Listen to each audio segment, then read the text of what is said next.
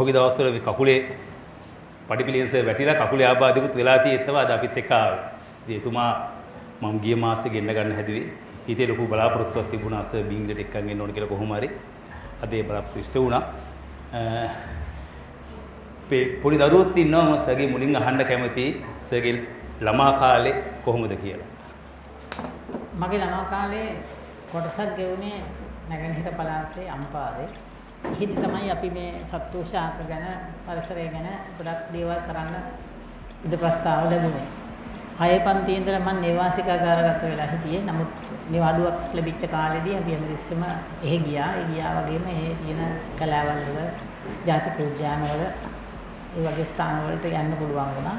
එතනින් තමයි මේ කමනේ ආරම්භ වුණේ. මම අහලා තියෙනවා මේ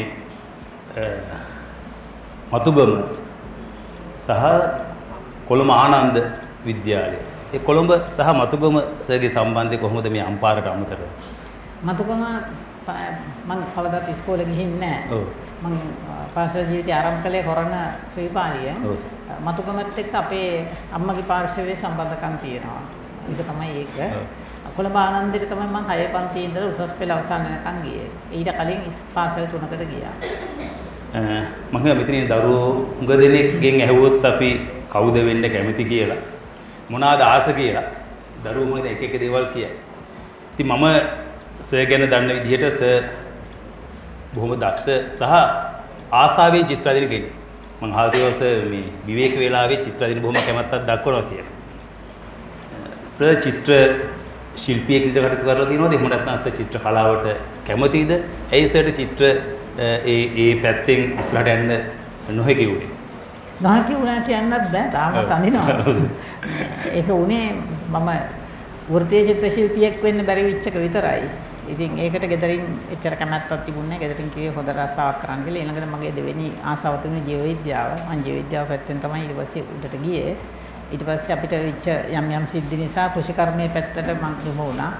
කෘෂිකර්මයේ කළා ඊට පස්සේ තමයි නීතියට ගියේ.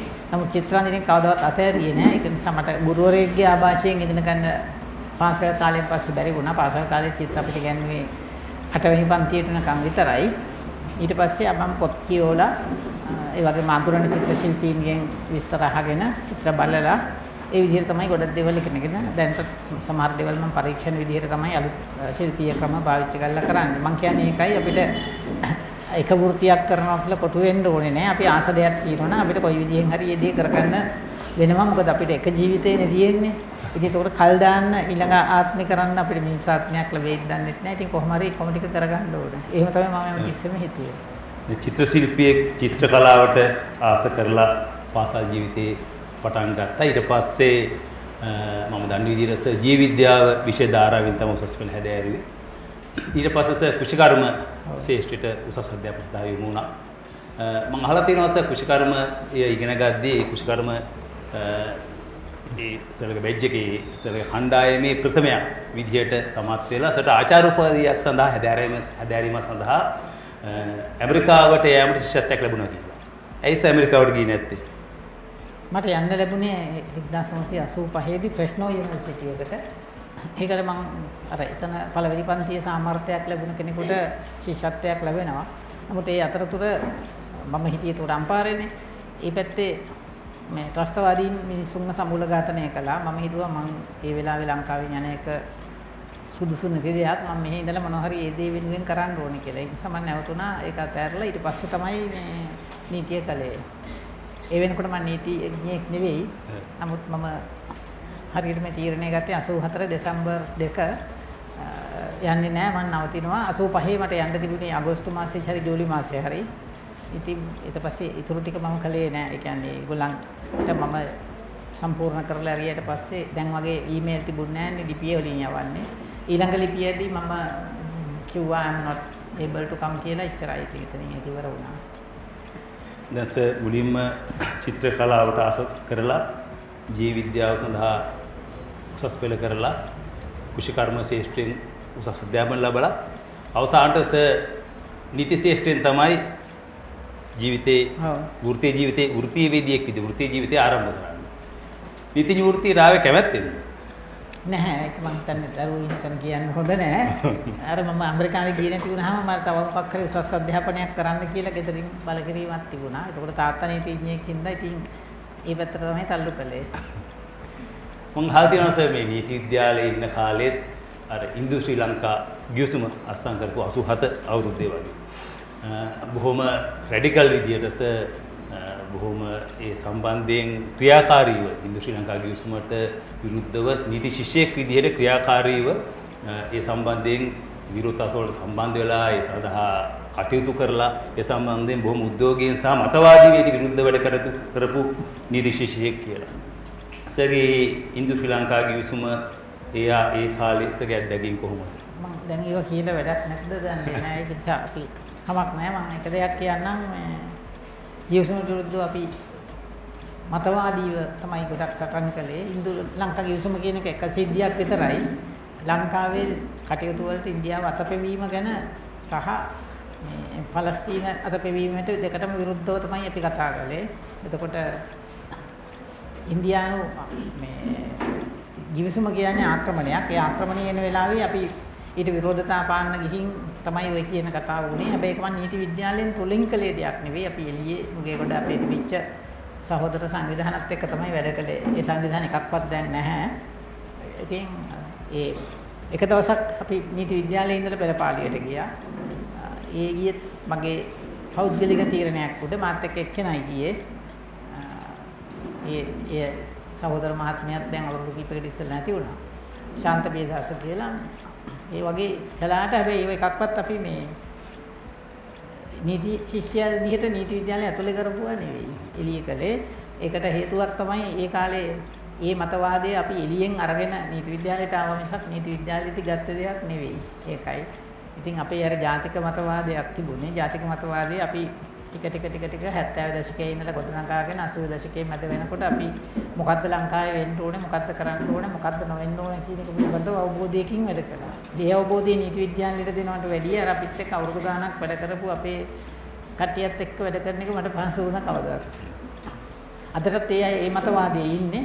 අපි කවදාවත් හැබැයි අපි ඊළඟ අඟල් කීපේ ඉස්සරහට ගියේ නෑ. අපේ කවුරුවත් දේශපාලනයට ගියේ නෑ. සදා අපි කතා කරුවා සර්ගේ කලා හැකියාව ගැන, ඒ වගේම නීතිඥවරයෙක් විදියට, ඒ වගේම කවුරුත් දන්නවා පත්‍රවේදියෙක් කියලා. හැබැයි අපි බොහෝ දෙනා නොදන්න අප්‍රකට දෙයක් තියෙනවා සර්.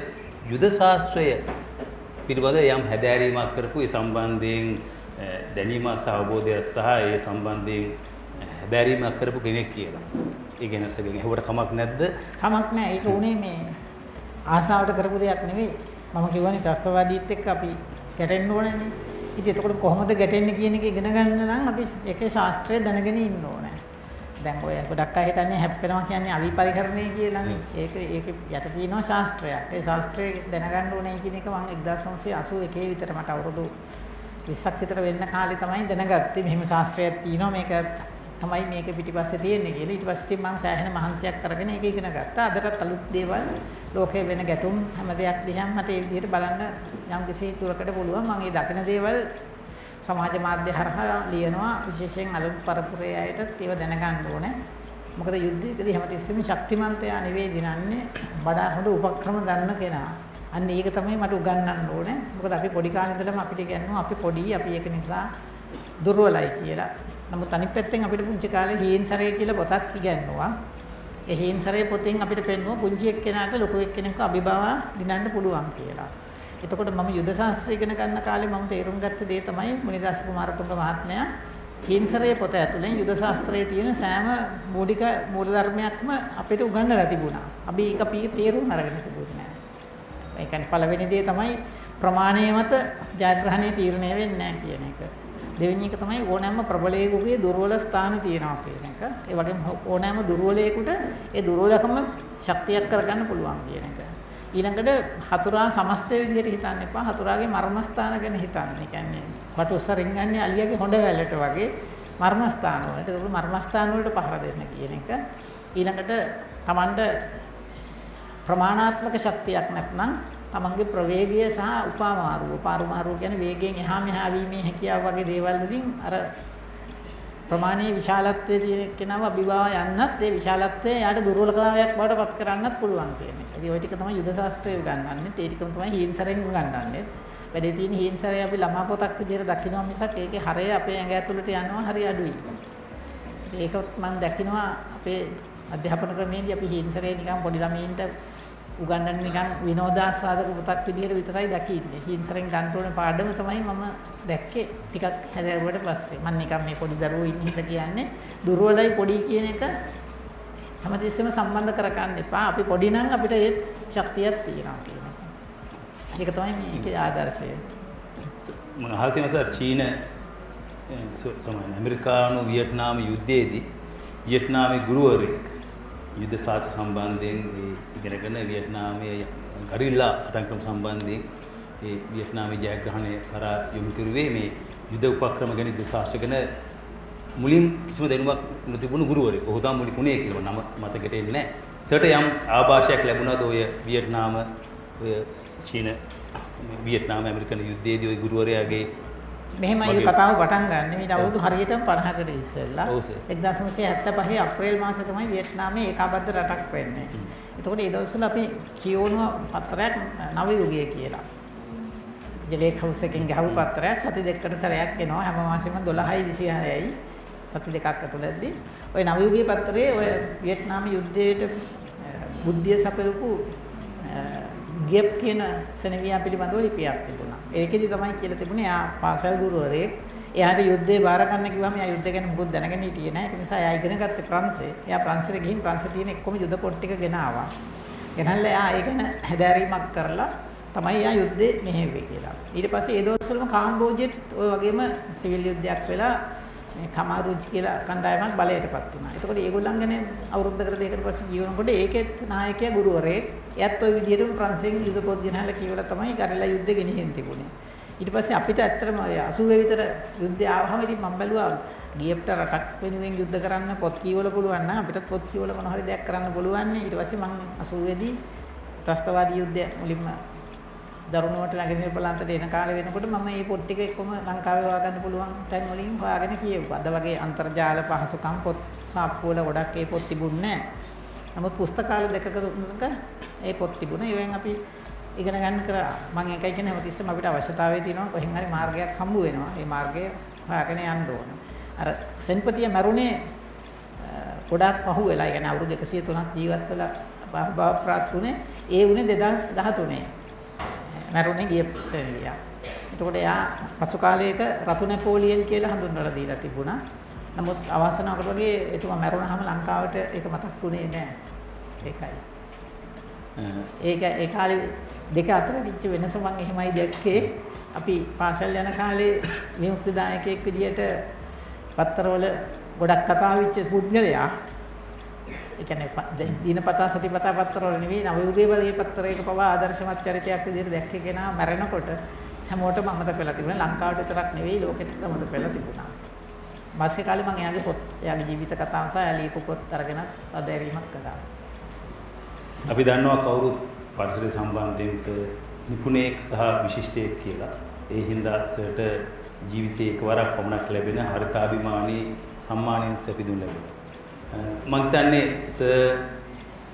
විශේෂ පුද්ගලයෙක් මම හිතන්නේ අපි කාගේවත් නමින් මම හිතන්නේ බොහොම ලංකාවේ කලාතුරකින් කීප දෙනෙක් තමයි දන්නේ නැතව ඉන්නවද කියලා සර්ගේ නමින් ජීවින් දෙන්නෙක් නම් කරලා තියෙනවා. ඉතින් මම ඒ ජීවින් දෙන්නෙක් නම් කරලා ඉන්නවක දන්නවමාට මම දන්නේ ඒ මොන වර්ගයේ ජීවින් දෙන්නෙක්ද කියලා. ඉතින් මම සර්ගෙන් කැමති ඒ සිද්ධියුනේ කොහොමද සර්ගේ නමින් ඒ කොහොමද නම් කෙරුවේ සහ ඒ ලංකාවේ කුමන ජීවින් දෙදෙනාද සර්ගේ නමින් නම් කෙරුවේ කියලා. එක්කෙනෙක් ගෙම්බෙක් උපේජීවියෙක් යව නම් කලේ මෙන්ඩිස් වික්‍රමසිංහ මහත්මයා ඇතුළු පර්යේෂණ කණ්ඩායමක්. ඒ සත්වයා ජීවත් වෙන්නේ සිරිපාද අඩවිය ආසන්න ප්‍රදේශයේ. අනික එක්කෙනා හූනෙක්.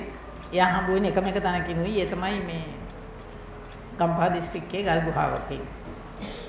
ඉතින් ඒ සත්වයා නම් කරේ සමන්ත සුරංජන කරුණාරත්න සහ එයාගේ පර්යේෂණ කණ්ඩායම. ඉස්සෙල්ලා කෙනා නම් කරේ මෙන්ඩිස් වික්‍රමසිංහ මහත්මයා සහ පර්යේෂණ කණ්ඩායම. එක්කෙනෙක්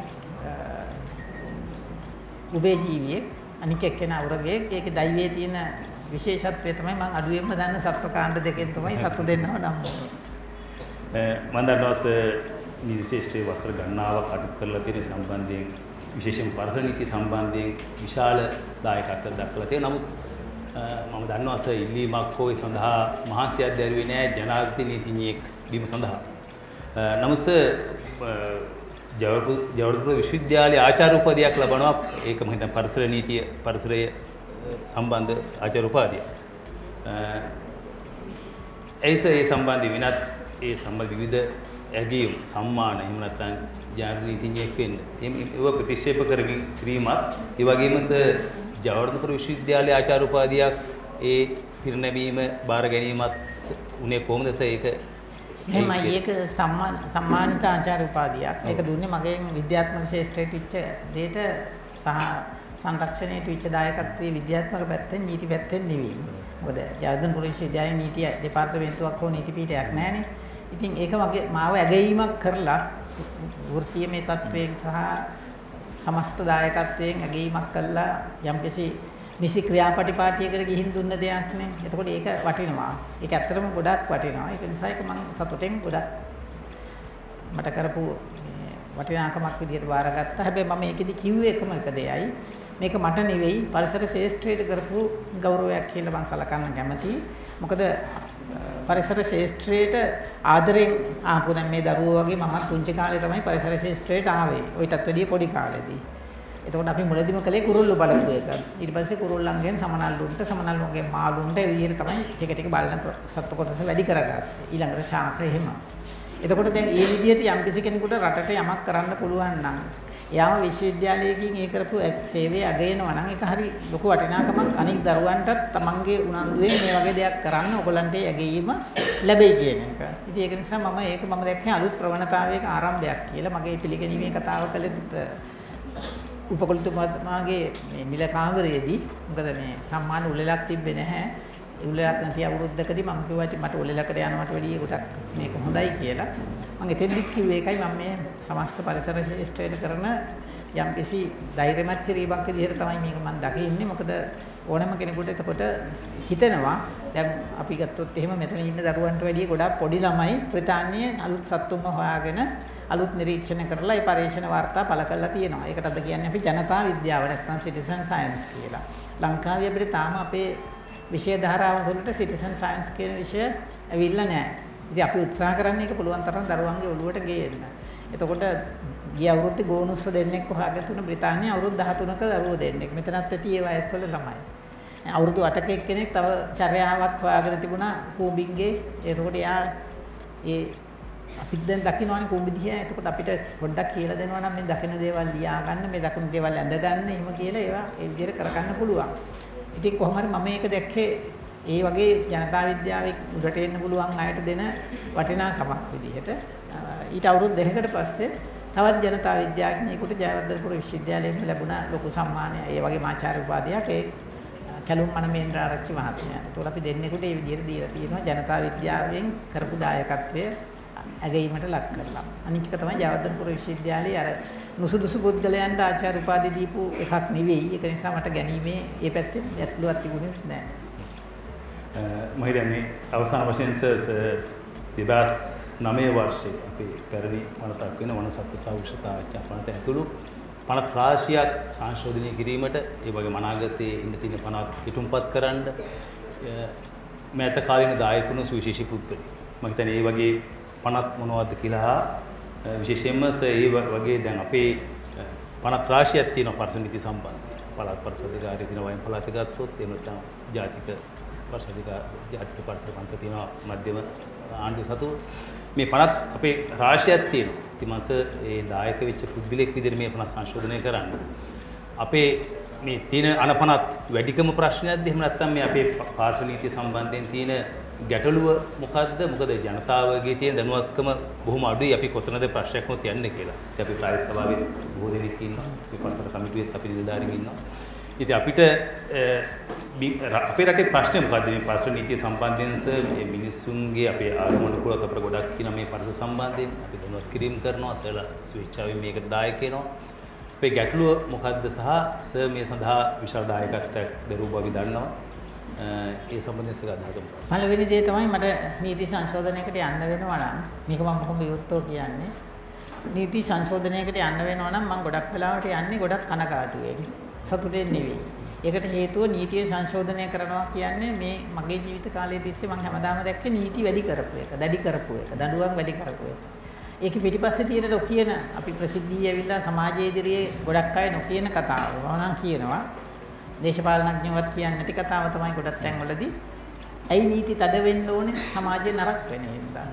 එතකොට අපි දන්න සමාජය එන්න අයහපත් තත්ත්වයට තිබුණට වැඩිය නරක තත්ත්වයකට යනවා කියන එක අපි පිළිගන්න ඕනේ. ඒක තමයි නීතිය සංශෝධනය වෙන්න ඕනේ. දැන් අපි කියනවා නම් මේ වරදට දඬුවම් ප්‍රමාණවත් නැහැ කියලා.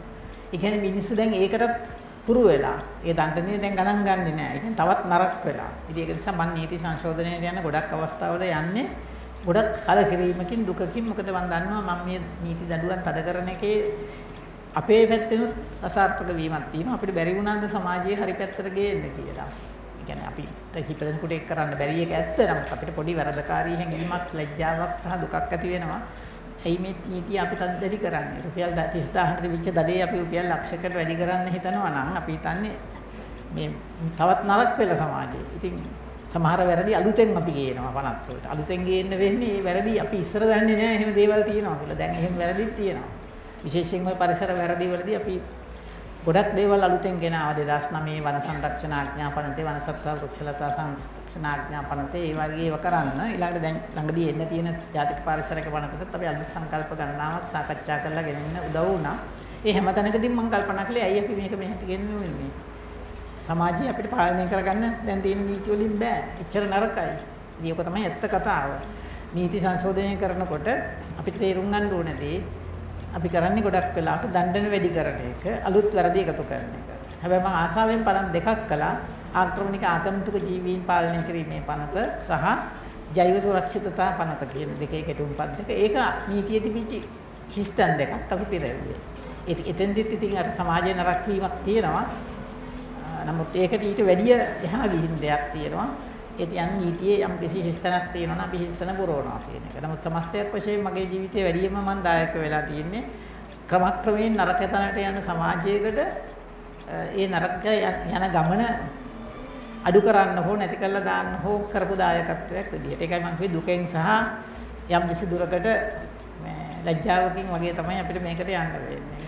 මම මේකයි කොයි වෙලාවකවත් උදම්මනන්නේ නැත්තේ අපි නීතියෙන් මෙහෙම එකක් කරනවා මෙහෙම එකක් කරනවා කියලා. මොකද ඒකේ අපි නොකිය කියන්නේ අපි දැන් තවත් නරක වෙලා ඉන්නේ කියන එක. ඒක තමයි ඇත්ත කතාව. එහෙනම් අපි වැඩසටහන අවසාන භාගයට එමුද වෙලාව 2:50යි. මම පොඩි දෙයක් තවත් කියන්න ඕනේ. මම මෙතන මේ දරුවෝ ගොඩක් ඉන්න හින්දා කියන්නේ නීතිය ගැන අහනකොට දැන් ගොඩක් දෙනෙකුට සමාජය කරන ලොකු වැරද්දක් තමයි නීතිය තියෙන්නේ මිනිසුන්ට දඬුවම් කරන්න කියලා නැහැ. විශේෂයෙන් මේ දරුවන්ට මම කියනවා නීතිය කරන්නේ කාරණා දෙකයි. එකක් තමයි මොනවද කරන්න කියලා කියනවා. මෙන්න මේ දේවල් කළ යුතුයි කියලා. සමහර දේවල් වලට නීතිය කියනවා මේ දේවල් නොකළ යුතුයි කියලා. එතකොට දඩුවම කියන එක තියෙන්නේ කරන්න කියන දේ නොකර ඉන්න අයටත් නොකරන්න කියන දේ කරන අයටත් හරි පාරට ගේන්න. නැත්නම් ඒගොල්ලන්ව ඒ නරක දේවල් වලින් වළක්වන්න. ඒක නිසා නීති තියෙන්නේ මිනිස්සුන්ට දඬුවම් කරන්න නෙවෙයි. නීති තියෙන්නේ සමාජයේ හරි පාරක ගෙනියන්න. ඔන්න ඕක පණිවිඩය තමයි නීතිය ක්‍රියාත්මක කරන ආයතන ගොඩකින් අපිට නොදෙන පණිවිඩය. ඒක තමයි ඇත්ත. ඒක නිසා නීතියක් දකින්න මේ දඩුවම් කරන්න තියෙන දෙයක් නෙවෙයි අපිට මේ කරන්න ඕන දෙයි නොකරන්න කරන දෙයි කියනවා. උදාහරණයක් විදිහට ජාතික උද්‍යානයකට ඇතුල් වෙනවා නම් අවසර පත්‍රයක් අරගෙන යන්න කියන එක කළ යුතු දෙයක්. ඒතකොට ඒකේ අනිත් පැත්ත තමයි අවසර පත්‍රයක් නැතුව ඇතුල් වුණොත් දඬුවම් කරන එක. ඒතකොට කවුරුත් අවසර පත්‍ර නැතුව ගිහින් වැරදි වැඩක් කරන්නේ නැහනේ.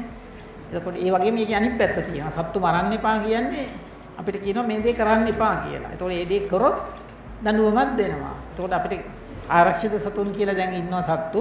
ඒ ආරක්ෂිත සතුන් කියලා නම් කරලා තියෙන ඒගොල්ලෝ ලංකාවෙන් මද වෙලා යන හින්දා අපි ඒගොල්ලන් ආරක්ෂා කළ යුතුයි. එතකොට ඒගොල්ලන් ආරක්ෂා කරන වෙනුවට ඒගොල්ලෝගේ විනාශ කරන්න ගියොත් අපි මේ විනාශ කරන පුද්ගලයා මේ වැරද්දෙන් වළක්වන්න තමයි දඬුවම තියෙන්නේ. ඕක තේරුම් ගන්න නීති තියෙන්නේ අපිට දඬුවම් කරන්න නෙවෙයි. නීති තියෙන්නේ අපිට පාර පෙන්වන්න. අපිටත් පරිසරයටත් සමාජයටත් ජීවත් වෙන්න වඩා හොඳ යහපත් ආකාරයකින් පවතින කරන මඟ පෙන්වීමක්. හැබැයි අවාසනාවකට වගේ අපිට නීතියක් ගැන කතා කරන හැමතිස්සෙම කතා කරන්නේ අපි දෙන්නටත් ඒක පොදුයි අපි දකින්නවා හැමතිස්සෙම කියන්නේ දඬුවමක් එක්ක. ඉතින් එතකොට මිනිස්සු හිතනවා මේ නීති තියෙන මිනිස්සුන්ට කරදර කරන්න, හිරිහැර කරන්න, නඩුවම් කරන්න කියලා වැරදි ආකල්පයක්. සමහර නීතිය ක්‍රියාත්මක කරන ආයතන තමන්ගේ වැරද්ද හැමතිස්සෙම නඩුවම් කරන මානසික තත්ත්වකින් තමයි ඉන්නේ. ඒකත් වැරදි. අපි ඉන්න ඕනේ හරි පාර පෙන්නන්න. නොකර යුතු දේ ඇයි නොකර යුත්තේ කියන එක පැහැදිලි කරලා දෙන්න. ඊට පස්සේ ඒ කිසිම දෙයක් අහන්න නැත්නම් තමයි අපි නඩුවමකට හිතන්න ඕන. මම තව දෙයක් ඒකට කියන්නම්. අපි පොඩි කාලේ ඉඳලම අපි නීති කඩන්නේ නැහැ. ඇයි හේතු තුනක් තියෙනවා. පළවෙනි හේතුව තමයි අපි දන්නවා නීති කඩන්නේ හොඳ මිනිස්සු නෙවෙයි. ඒක නිසා අපි ඒක කරන්නේ නැහැ. දෙවෙනි එක අපි නීති කැඩුවොත් අපේ යාළුවෝ මිත්‍රයෝ නෑදෑයෝ දැනගන්නවා මෙයා මේ જાතිය විනිහි කියලා ලැජ්ජාවට බයයි. ඒ හැමෝම ලැජ්ජාවට නෙවෙයි. ගොඩක් අය හරි වැරදි තේරුම් අරගෙන කරන්නේ. තුන්වෙනි කට්ටිය තමයි දඩුවමට බයේ නීති කඩන්නේ නැති අය. එතකොට අපි හැමෝම මේ තුන්වෙනි කොටසට අයිති කියලා හිතනවා නම් කවුරු හරි කෙනෙක් නීතිය ගැන කතා කරනකොට ඒ කතා කරන එක්කෙනාගේ වැරද්දක් ඒකයි. මම හිතන්නේ සභාවේ ඉන්න අපේ මාත්‍යින්ට ඉස්සරහින් ප්‍රශ්න අහන්න අවස්ථාව දුන්නොත් මම හිතනවා සාධාරණයි කියලා. අපි විනාඩි 10ක කාලයක් ලබා දෙන්නම්. ඔබට යම් ප්‍රශ්නයක් තියෙනවා නම් අපේ ජීවතුන් වලදෙන මහත්මයාගේ ප්‍රශ්නයක් අහන්න තියෙනවා නම් ඒක වගේ දැනගන්න දෙයක් තියෙනවා නම් අවස්ථාවක් දෙන්නම් අපේ සභාවට. කියන කනකාටුව තමයි අපි මොනතරම් බහුතරයක් පරිසරය ආරක්ෂා කරනවා කියන කතාව. එතකොට අපිට ඒ වෙලී සුළුතරයක් අපි පරිසරයෙන් සුළුතරයක්. හැබැයි කෙල්කසට දාලා ප්ලාස්ටික් වල බැඳගෙන අපිට බැරියයි සුළුතරයක් විදිහට මේ බහුතරය පිරිසක නීති නියම කරනවා. කාර්යයක් විදිහට බැරි තාම පිටින් ලෑස්තිලා නැහැ. ඒක තමයි පොදුම දැනගන්න සමාජයක් විදිහට මේ බහුතරයක් පිරිසට අද සමාජයේ බහුතරයක් දිහා බැලුවොත් ඉන්නේ සතුටෙන්ද උද්‍යෝගයෙන්ද කියන ප්‍රශ්නෙට උත්තරේ. ඕක උත්තරේ අපි කවදාවත් හදවට එකඟව අහන්නේ නැහැ. එතකොට අනාගතය පිළිබඳව වගකීමක් සහ දැක්මක් තියෙන්නේ ජීවිතයේ ආසාවෙන් අත්විඳින මිනිස්සුන්ට. ජීවිතයේ සතුටක් තියෙන මිනිස්සුන්ට. ගොඩක් වෙලාවට ජීවිතේ දුකෙන් ගෙවන, පීඩණයෙන් ගෙවන මිනිහෙකුට පරිසරය ගැන හෙට දවස ගැන ලොකු ආකල්පයක් නැහැ. ඒක මේ මනෝවිද්‍යාත්මක ගැඹුරු විග්‍රහයක් මම මේ සරලව කිව්වේ. එතකොට අපේ හැමතිස්සෙම කතා කරන ආකල්ප සංවර්ධනය කියලා. ආකල්ප සංවර්ධනය කියන්නේ පරිසරය පිරිසිදු තියාගන්න කියන එකට එහා ගිය දෙයකින් පටන් ගන්න ඕනේ. ඒ තමයි අපි ඒගොල්ලන්ගේ මේ දැන් ඔය අද සමාජයේ කතා කරන වචන දෙකක් තියෙනවා. මම මේ වචන දෙක පාවිච්චි කරන්නේ නැහැ. මෙතෙන්දී ඔයගොල්ලෝ ඒක අහලා පුරුදු හින්දා පාවිච්චි කරනවා. ඍණාත්මක ආකල්ප කියලා කියන්නේ නෙගටිව් ඇටිටියුඩ්ස් කියලා කියන්නේ. ඒ නෙගටිව් ඇටිටියුඩ්ස් වලට අපි කියන්නේ පසුගාමී ආකල්ප කියලා. ඒ පසුගාමී ආකල්පය වෙනස් කරන්නේ නැතුව අපි ගොඩක් වෙලාවට මේ දේවල් කියන්න ගියාම අපි දැකලා තියෙනවා ඒක වැඩි දුරදිග මතකයේ හිටින්නේ නැහැ. මොකද ඊළඟ පරපුර ගැන හිතන්න අවකාශයක් නැති විනිහ ඊළඟ පරපුරට පරිසරය ඉතුරු කරලා දෙන්න බලන්නේ නැහැ. මම නිකන් සරල උදාහරණයක් කියන්නම්. අපිට අපි කොච්චරම මේ කොයි මට්ටමින් හිතුවත් අපිට ලැබිලා තියෙන දුර්ලභම වටිනාම දේ තමයි මනුෂ්‍ය ආත්මය කියන එක. දැන් අපිට මනුෂ්‍ය ආත්මයක් ලැබෙන්නේ බෞද්ධ වශයෙන් මම කියන්නේ ඒක බොහොම දුර්ලභ වටිනා දෙයක්. මේ ලැබිච්ච මනුෂ්‍ය ආත්මය අපිට කියලා තියෙන්නේ පුළුවන් තරම් හොඳ දේ කරගන්න කටයුතු කරන්න. ඒතකොට අපි කී දෙනෙක් අපේ ශරීරයත් එක්ක යටිහිතේ තරහෙන්ද වැඩ කරන්නේ. නිකන් හිතලා බලන්න මත්පැන් කොන මත්ද්‍රව්‍ය පාවිච්චි කරන ඒ හැම කෙනෙක්ම තමන්ගේ ශරීරයට දඬුවම් දෙන්නේ. එතකොට එහෙම කෙනෙක් ශරීරයෙන් එළියට ගිහින් පරිසරය දිහා සාධනීය විදියට බලයිද? ඔතන තමයි ප්‍රශ්නේ තියෙන්නේ. ඒ ප්‍රශ්න වලට උත්තර දෙන්න අපිට ධෛර්යයක් නැහැ ගොඩක් අයට. ඒක නිසා මේ ප්‍රශ්න මගහැරලා වෙන දේවල් කතා කරනවා. ඉතින් මම හැමතිස්සෙම බලලා තියෙනවා. දැන් බෝතල් විසි කරන්නේ බොන වෙනිහනේ. එතකොට මේ දරුවෝ ගිහින් ඔයගේ වැරදි කරන්නේ නැහැ. එක සැරයක් කිව්වහම මේක දාන්න එපා මේක අරගෙන ඉන්න කියලා කරනවා. එතකොට අර මානසික ආකල්ප වැරදිච්ච අය තමයි ගොඩක් වෙලාවට කරන්නේ. ඉතින් මමත් හරිය අභියෝගයක ඉන්නවා. හරියටම කොහොමද මේකට උත්තර හොයන්නේ කියලා. ඉතින් මම දකින විදිහට පරිසර ආකල්ප වෙනස් කරන්නම් පොදුවේ පුද්ගලයාගේ මානසික තත්ත්වය ඍණ පැත්තේ ඉඳලා ධන පැත්තට ගේන්න ඕන කියන එක. ඒක ටිකක් අමාරු වැඩක්. හැබැයි අපි හැමෝම බැරි වුණත් අපේ 5ක් 10ක් විතර සමාජයේ මේ දේ හිතලා වැඩ කරොත් අපිට අවුරුදු කීපයකදී මේක ගන්න පුළුවන්. මම යුද්ධදී ඉගෙන ගත්තේ තව එකක් තමයි ඕක. අපි සමාජයේ ගොඩක් වෙලාවට යුද්ධ දිනන්න පුළුවන් කියලා මුල අවස්ථාවේදී හිටියේ බොහොම කීප දෙනයි. යුද්ධය සටන් කරන්න සතුරා එනවා නම් හතුරත් එක්ක සටන් කළා මිසක් වෙන උපක්‍රමයක් නෑ දිනන්න කියන එක ගැන විශ්වාසය තිබුණේ බොහොම සුළු පිරිසයි. නමුත් අවසානයේදී ඒකට ලොකු පිරිසක් එක්තරා මට්ටමකින් පස්සේ එකතු වුණා. ඉතින් පරිසර සංරක්ෂණයේදී ලෝකයේ තියෙන ව්‍යසනයන් ගොඩ ගැහෙනවා දකින්නකොට එක මට්ටමකදී යුරෝපීය රටවල් වල දැන් තරුණයෝ ඉස්සරහට ඇවිල්ලා තියෙනවා. ඇවිල්ලා කියනවා ඔබ කන්නේ විනාශ කරන්නේ අපිට උරුම ලෝකයයි. ඒක නිසා මේ ගැන කතා කරන්න අපිට ලොකු අයිතියක් තියෙනවා කියලා. ලංකාවේ තරුණයෝ පොඩ ඒ ආකල්ප වලින් වැඩ කරනවා මම දකිනවා. ඒක නිසා මම හිතනවා ඉදිරි අවුරුදු කිහිපය තුලදී මගේ මේක විශ්වාසයක්. මේක අපි හිතනවා පිළි වේගෙන් හොඳ පැත්තට යන්නත් ඉඩ තියෙනවා. හැබැයි මට දැම්ම අනාවැකි කියන්න බෑ. ඒකේ මූලික ලක්ෂණ පේනවා. දැන් අපි කෘෂිකර්මයේදී ඉගෙන ගත්තේ හොඳට පැල තිබුණා කියලා අපිට අස්වැන්න ගැන කියන්න බෑ. මොකද අතරමඟදී කාලගුණය වෙනස් වෙලා භෝගය විනාශ වෙන්න පුළුවන්, පරිබෝධ හානියක් වෙන්න පුළුවන්, පෝර නැති වෙන්න පුළුවන්. ඒ වගේ අපිට මේකෙදිත් පැල පේනවා. අස්වැන්න කොහොම වෙයිද කියලා නම් තාම මට අනාවැකියක් කියන්න බෑ. හැබැයි මම සුබවාදී බලාපොරොත්තුවක ඉන්නවා කියලා මට කියන්න පුළුවන්. මම හිතන්නේ ඔබතුමාගේ ප්‍රශ්නෙට මම සරල උත්තරයක් දෙනවා වෙනුවට මම ටිකක් ප්‍රශ්නේ ආපස්සට ගිහින් උත්තර දුන්නේ සාර්ථකද කියලා මම දන්නේ නැහැ. මොකද මම දකින දේ තමයි මම කිව්වේ. ඒ කියන්නේ බැලු බැලමටම පේන්නේ නැති. නමුත් අපි බලන්න ඕනේ කාරණාව අපි ඉන්නේ සතුටෙන්ද?